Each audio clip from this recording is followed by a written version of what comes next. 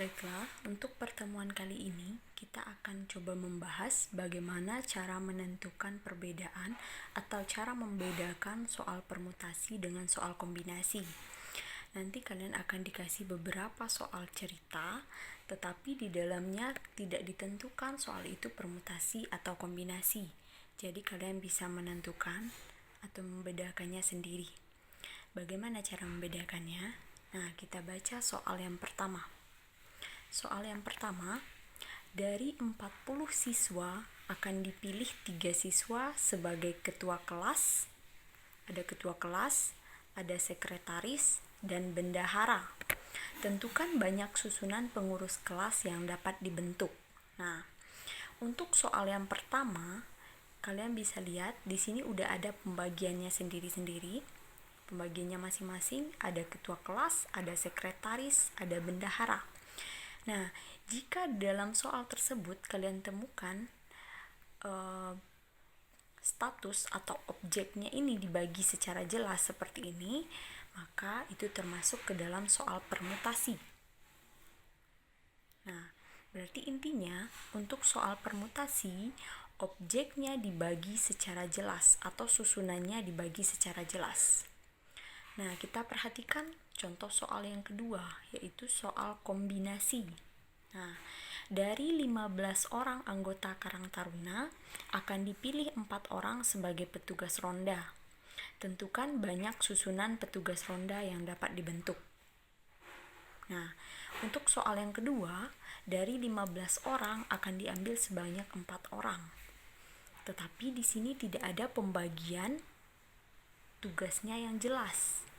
Nah, berarti artinya dari 15 langsung kita ambil sebanyak 4.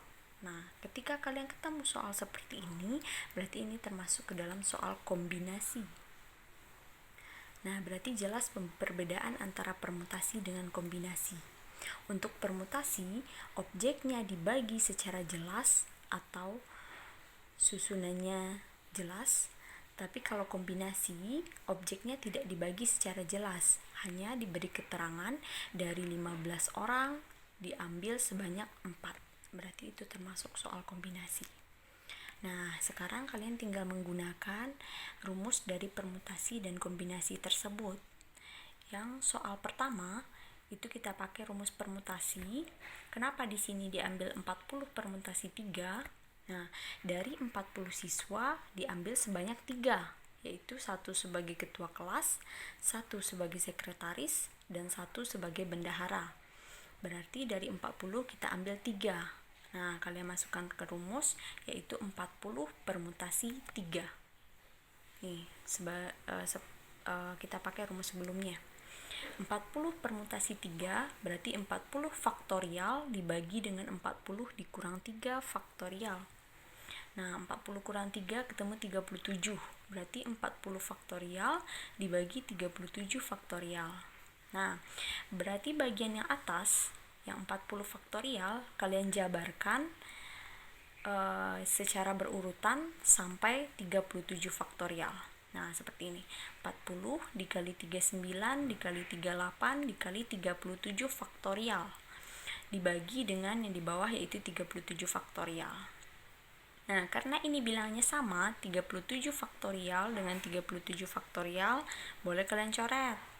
Berarti sisanya 40 dikali 39 dikali 38. Hasilnya itu adalah 59.280. Itu untuk soal permutasi.